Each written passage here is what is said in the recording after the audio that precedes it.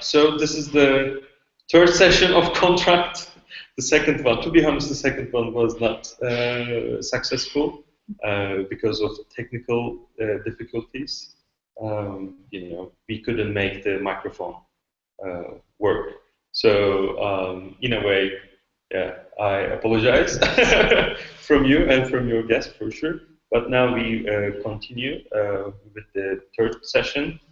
Contract Stockholm, which is an ongoing experiment on design media, where we discuss stuff related to design, basically, without creating any specific boundaries. And right now we are doing it in collaboration with Hans Tag and Magnus Eriksson course design and organizing this course. So now we continue. Maybe you should again introduce yourselves shortly. I'm Cenk Dereli.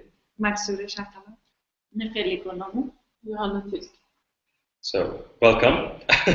And we have a huge group of spectators in the room, but you cannot see them. Yeah. So yeah. What we're going to discuss? Okay. The one of the main question I have is, as everyone might know, I am Iranian, and my educational background was sort of limited to the resources back to Bauhaus studies, basically.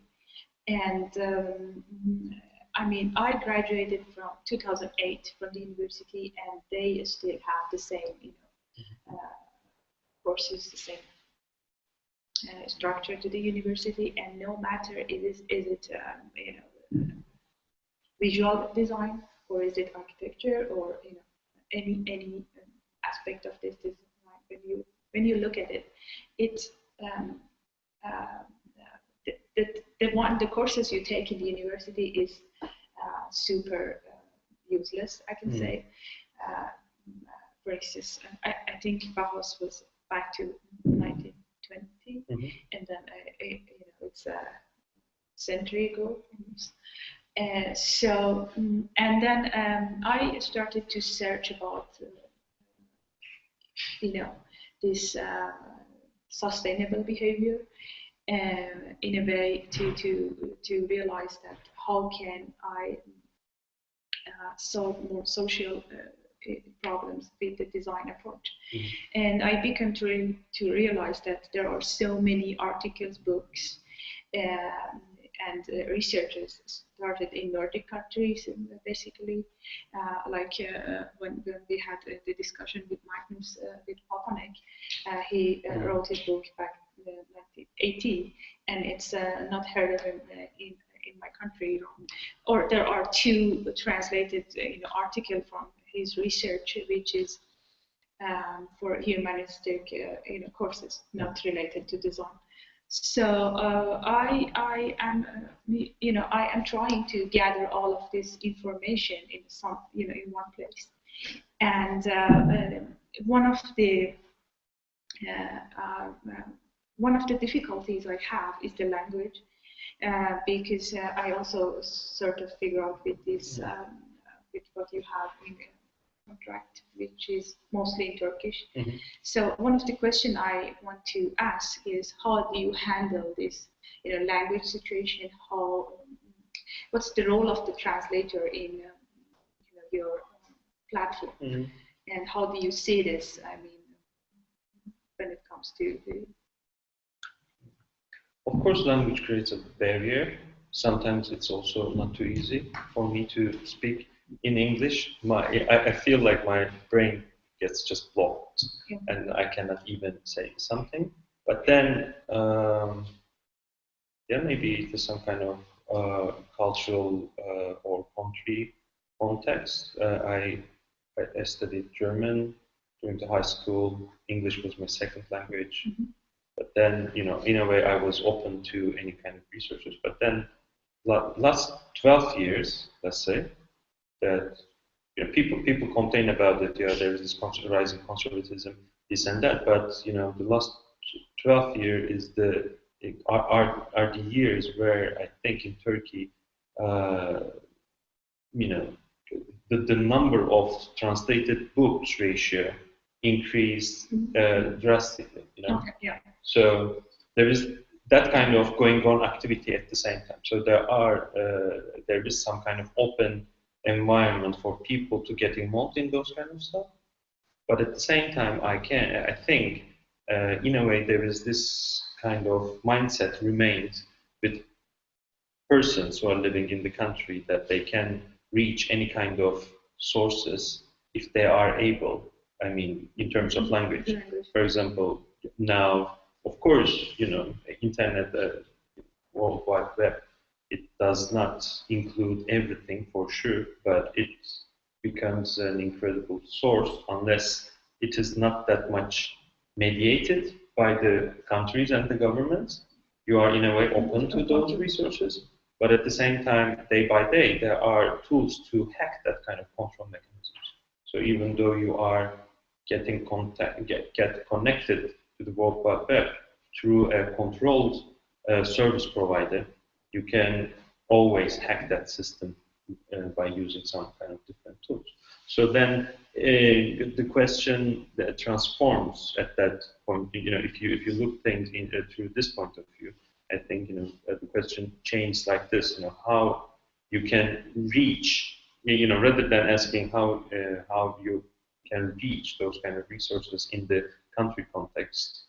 It's not the question from my point of view, but are you enough willing to reach those kind of stuff? Because if you are, then you create yourself that kind of abilities. You apply yourself. But at the same time, in the educational system, for example, there is no big group of people who are trying to be progressive. There are different types of people existing at the same time. For example, if we are talking about Turkey, you may find some kind of really conservative point of view to architectural or design education, or quite progressive, and they may be next to each other. One of them may be in this neighboring classroom. So they exist. There is this chance to exist at the same time. So maybe this is one important thing. So it is up to you in a way to reach those kind of stuff still. But, it's not that under control. Okay. So the language issue is of course important, because if you can open yourself into any kind of resources, then you are in a way free in your mind, even though you are not free in the physical. Okay, but one of the you also mentioned that this the number of translation is increasing, and this is also the case in Iran as well. But at the same time, one of the main also issue is that the role of the translator is becoming more sort of important, and some of them they don't even have the knowledge about the topic that they are translating. It's like they, it's a text that they are just translating from a language to another language without any knowledge in background of this specific text. And then this is also become more critical, because it's much easier for you as a person to read in your own mother tongue or the language you are comfort, rather than trying to read something in another language and then trying to understand what it is about. And at the same time, the point of view of the translator is becoming more important. And even though they don't have any knowledge, they are making point of view, their own point of view on the topic, which makes which makes it more difficult for the one who tries to take the resources, more difficult to understand what's the topic. So I this is one of the concern I have, because for instance, if you go to TED, there are lots of TED talks exactly in different topics, and then different translations And sometimes, if you look at the translation and then you listen to the conversation, it doesn't make sense. Yeah. It's exact word, word to word, if you look at it, but it doesn't make sense when it comes to the the context of the whole conversation. But this is also impossibility of the language in a way, because even though you know all words and their direct translations perfectly in two different languages, word by word, it is again impossible to understand because words only represent some kind of actions, objects, situations, habits. So if you are not familiar with that cultural context, for example, it is almost impossible to understand the thing in the way that it's said.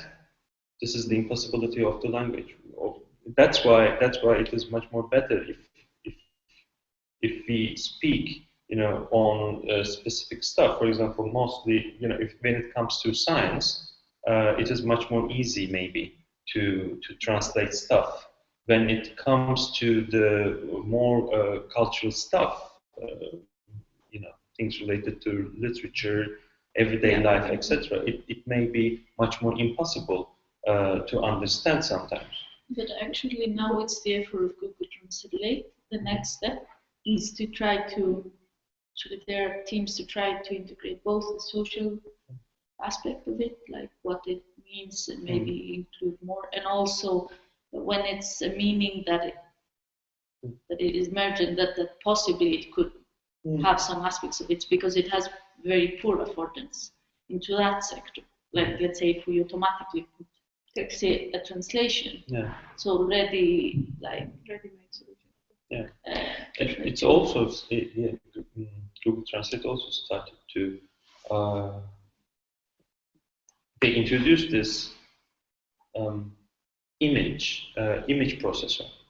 So if you have that application, if you just, for example, there is a writing on the wall or anywhere or any sign, if you just point your phone there, it directly changes that image into your language. It does not write it down somewhere and says that that word means this. No, it does. It directly changes that image. It translates that word in the almost with the identical font. So in a way, all of your visual environment can be translated through that tool.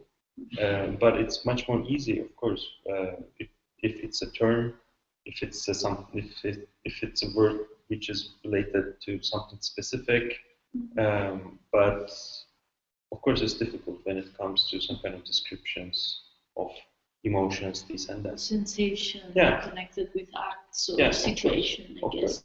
I think this is the difficulty of the language. You can learn words, grammatic structure, this and that, but then when it comes to the understanding of the emotions or the real meaning or deep meanings, or it's always hard to make jokes in language for sure. So you would think that it is so funny, but no one will do. So then you understand that okay, this is something quite different. So this is the thing. But when it comes to this information related to design, if we will talk about this, then the role of translator, again, it's not that difficult if you ask me, because of course, the design is not a, it includes philosophy, science, habits, cultural scape, this and that. So anything written on design may include this kind of aspects too. So if that text is that complicated, then of course the role of the translator is quite big, because then he or she had to know the cultural aspects. For example, it's quite difficult for me even to read this Turkish translation of any text of French philosophers who writes on everyday life. So maybe it is also quite difficult if you read them in French. But if reading a translation may make it much more hard to understand. What was the experience when you gave to your students? Because you mentioned to us that that there was part of a course that Yes, they had some part. But they were the one who can, read English very well. The one who actually participate, they asked that if it's in English or in Persian, so they prefer if they know and then they participate. But my main question is, how do you see the role of the language in your platform? Because do you have more visitors when it's in Turkish, or is it in English, or how do you see this role in the platform you are, shaping? Yeah, we had this. We had guests who have English as a mother tongue. We had guests who, they were coming from different countries, so English was the only common ground that we can share as language. So of course, I cannot speak really well either. So you also try to understand people. Then this is the only thing that you can do. You just ask questions, try to push it further, etc. But we always try to be at least bilingual, because no matter what, English becomes the language for everybody almost. So it's up to the ones who wants to enrich their mother tongues with this information. The responsibility belongs to them. Yeah, of course. So if to translate any kind of book must be quite, it's for me quite boring. It can be a boring job for me to do, but then I cannot see any use to be motivated as a publisher to translate any kind of design books if there is no interest, right? So if there is an interest, if I think that is. This could be quite profitable for me, then I may have this motivation to translate any kind of book related to that era. But then there must be, in Turkey there are these associations, for example, oriented to design, architecture, even, for example, poetry, literature, this and that. So these kind of NGOs, the non-governmental organizations, they may also have this motivation to increase the number of the translated matter in their field. This is also an important thing, because then they may hire someone by finding some funding, and then hire that person to make those translations that are the Chamber of Architects works in that way when it comes to translate some kind of really cult architecture books or things related like that. So unless there is that kind of environment, it is also possible in many ways to create that information in your own language, I guess. I don't know. There are some countries who do it, but at the same time, if you look at this countries which has multiple languages as mother language, languages in the constitution, it is also quite interesting thing. For example, here in Sweden, people can speak English so good, but it did not decrease the quality of their literature production in their own language, or their information production in the design field in their own language. So it's also kind of interesting thing. So I don't know how much role states will have in this kind of thing. Because then, back to your question, if you have these multiple actors who are involved in this thing, because maybe there is in Iran, in Lithuania, in some other countries, there are people who are writing on architecture, design, ecology, participation, this and that, but or in Greece, for example, they are producing lots of material in their own languages, and maybe we don't know it because we cannot read it. But then it's again up to those people who are producing that kind of knowledge. In Greece, in the design school, for example, it was massive lack of resources. We are talking about many times we didn't have the classroom, and the teachers were actually not paid even 6 months or 1 year. But they were trying to really push. Part of it was also like views of design and sustainability, and somehow because of the effort, it created a bit more equal approach to the teachers and the students, because they also saw the struggle of the organization to fight with the system, or like, because there was this cut of funds, and then they were like, the school that is more popular, we let the ones that are not, we fuse them and we cut them. And they were trying to work against this because, of course, these new approaches weren't super popular, and it wasn't many students. It was like a good number of students, but still.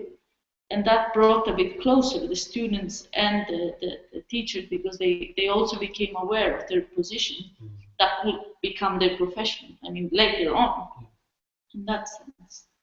Maybe. But it was like that all through the centuries, if you ask me.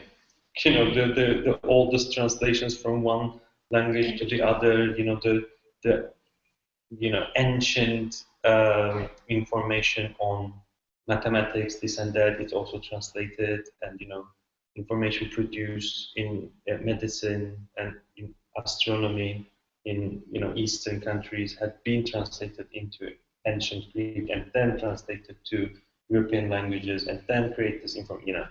This is also superficial timeline, of course, for this information flow, but it was like that all the time. So it is not a new issue. So it's up to the people mostly. Exactly. And then only that we can do maybe to create this kind of alternatives, as you mentioned, for example. If you think that we really need to have this kind of text to be translated and to be understood fully in our cultural context, then what you can only do is to create that kind of platform or atmosphere or tools which make it become real in that way that you want to be. So it's also some kind of approach of the translator, not the translator as a person, but this kind of mentality to translate that kind of information into something concrete at the end. And also, especially if we talk about an educational platform, I guess it's so easy to sometimes be read from the students as, a task, like a burden, and rather than creating an atmosphere of, wow, but let's get aware about that. Maybe it's really, and that's, I think, the hardest part, that you create this co-working setting, I think. Like that, because you really sense when the participants are involved in the task or whatever sort of, doesn't have to be specifically fixed, but that you're Another question I have is that you mentioned this. There was the second Istanbul design biennial, and there is going to be a third one. I just wanted to know how is the situation of radical design when it comes to the biennial in Istanbul. Radical, I mean, radical thinking, like when you can use design as a tool for what you are doing in your platform. How do you position your platform in this context of the biennial? Can you? Yeah, I can talk about the last one because I don't have enough information for the upcoming one. Okay. But during the last biennial, the curators, they wanted to have various point of views related to design, which is targeted to the future in a way. So the future, what is next, or future won't be as it used to be, or future will be not as it used to be. So title was like that. So all topics was targeted to the future. So you could find different approaches, from biogenetics to grassroots movements, grassroots movements related to the creation of the urban scape, and from performative architecture to this kind of really well rendered architectural approaches, and also from ecology to this kind of conceptual, mostly literature related or drawing related architecture. So it was like a huge catalog of different approaches which are targeted to the future. So our platform was also some kind of aim to experiment on this independent platforms which may work more efficiently in the future. They are working already. But we also had this influence from this people's movement or citizen journalism kind of thing. Because during the urban events or urban riots, urban this occupation kind of events, all around the world, those kind of tools were so efficient. From my point of view, it showed two important things. One, yes, you can use these tools to create this kind of alternative information flow for people who want to need information, for the ones who are not there at the spot, but somewhere around. But the second thing is it's a problem from my point of view, because at the moment that you make things visible and reachable, then also you create this environment that can be manipulated with any kind of tool. Because as much you provide information, as much you create that kind of environment for manipulations from my point of view. So that information is somewhere there, and some people collect those information, those footages, videos, etc., and deliver the news, deliver the message. And the message most of the time is not the thing that is happening there at that moment, but through that process it becomes something else. It becomes a tool to say something else sometimes. So the question is how you will deliver any kind of issue from your perspective. And there are right now tools to do it. So why not to approach that kind of tools to create a platform which may create these discussions in the field of design, in the field of future thinking, in the field of the future, in the topic of future of rural areas, under the topic of post-gender design ideas, etc. So this was our main idea to realize there, and we just invited people, and they were also not only Turkish people. Yeah, I was going to ask, well, how was the interest of the people who watched it, or yeah, I mean either in the when or after that, because it wasn't. I did not become famous because of that tool. So, and also you can check out the number of clicks, and then you can see that not many people are watching them actually. But that whole project had been influenced by this radio show that I've been doing since 3 years, and I know that people are listening to that radio show because it's an FM radio and it's a specific kind of radio in Istanbul. It's one of the independent radio stations in Istanbul. So there is this specific group of people who are listening to it constantly, and all podcasts are listened by architects. Yeah, it's boring, but most of the time are by architects. But then you can understand how the interest of spectators is. But it was not a big. It did not create something big.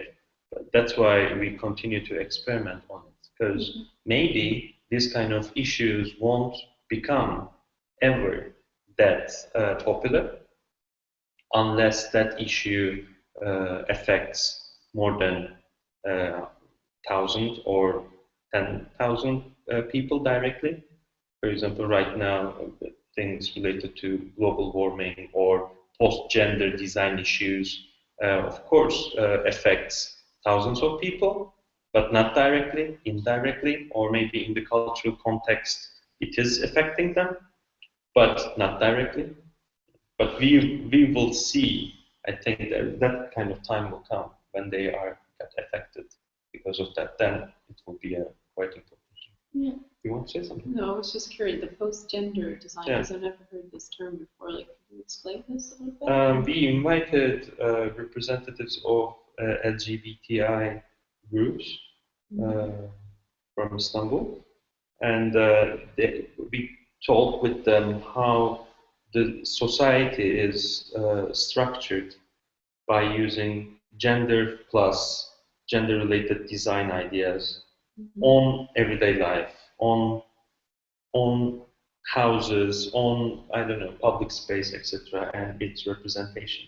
And then, during the discussion, we thought that we were also asked that if it's possible to think the design field or the public space or any kind of that kind of topic without focusing on genders, but can we imagine something post gender related, no genders or not even a word that means gender?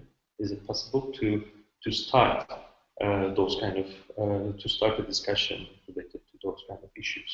So yeah, that's why, because it's not transgender issue, because we were actually discussing transgender existence in the public space and in the everyday life, because they were like, saying, for example, yeah, there are people, for example, who want to have this marriages, same gender marriages, for example. But then some other people ask them, okay, what is the meaning of to be married? What does it say? What does that mean in the society? So why homosexual people also want to act like heterosexual people? If it is something different, then they were asking that, yeah, this is also some kind of thing related to the society. We learn it throughout the society, even though you are something different in the eyes of the, let's say, majority. You want to be like it. You want to be accepted. Yeah, but is it also that relevant to maybe individual cases? Because I'm pretty sure that every couple might have different connection, and maybe sometimes it's even useful to relate to narrativity to give different aspects on it. So maybe in that perspective, it has meaning that marriage, so it gives another view on what is the normal marriage. So maybe like that one that idea was representing one of the ideas maybe in millions. So what is the use of to be married if you have some kind of same-sex orientation, when it comes to your gender preferences or sexual preferences. So this was one direction in the discussion. But if you think in that way, so okay, right now we are stuck with this issue of gender, man, woman, equal rights, homosexuality, transsexuality, this and that. But is it possible to think without focusing on gender? So this was the issue, the main issue. So we discussed that and stuff. And I don't know any kind of platform where people discuss this kind of things. So this was the main idea for us. Let's bring these kind of issues. Everybody is talking about this phenomena that in the future cities will be much more dense. More than 70% of people living on Earth, they will be living in the cities. So what will happen to the rural area? What will happen to the agriculture? So yeah, then we have to highly industrialize the agricultural production, this and that. Then we just ask ourselves, okay, why will everybody come to the cities what is a city, what does the rural means. So can we imagine different alternatives in the rural areas, for example, which may be also, interesting for people who wants to live there, who wants to live there, who wants to continue to live. So we invited a mayor, for example, and asked this question to him. So we made those kind of stuff. So there are TV programs, for example, where people discuss things on design, but it's of course mediated through these approaches of market, business, most of the time, and also they include mostly the things of sponsorship. For sure, because this is the business at the end, and this is the media business. So we cannot be naive to cannot be that naive to expect that there is this issue, you should also discuss this.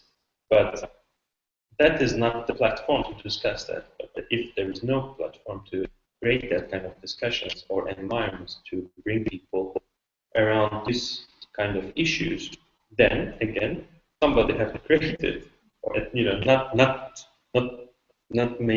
create the platform, but at least create multiple alternatives to test. So again, it's up to the ones who wants to build that kind of stuff. So that's why we were involved in that kind of issue. And I think the environment of the design biennale was suitable to do it, because in a way, even though there were sponsors of the biennale, we were like quite open to do whatever we want to do. Yeah. And I see.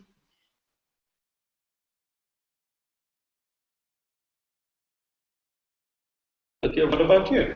You asked your name, but then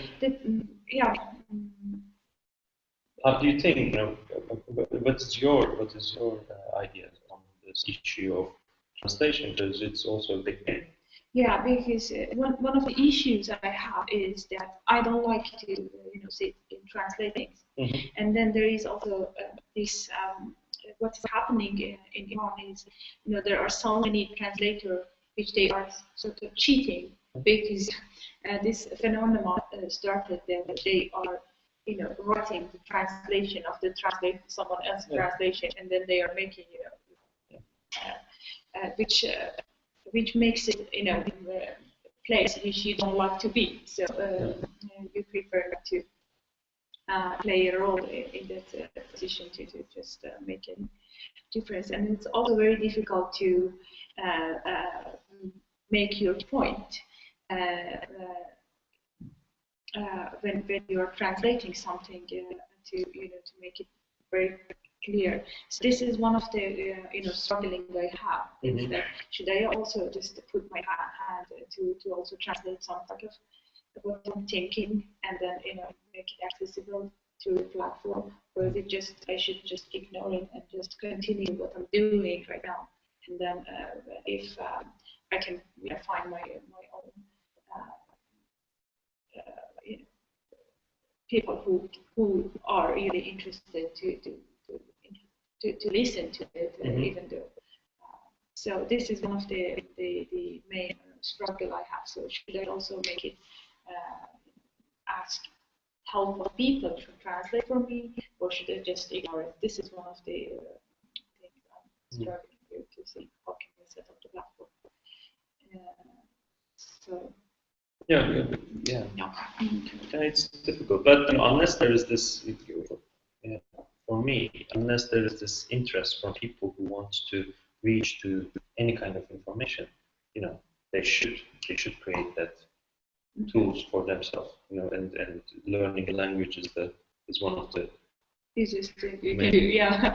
I mean, it's not that much difficult if you can. Yeah, because then when it comes to the publishing, of course, people who are making these translations of the books and in other stuff, they may cheat. Plus, it's not cheating, but translating some kind of Chinese text from French translation, it's it's almost a usual thing. But then, of course, it's also up to the one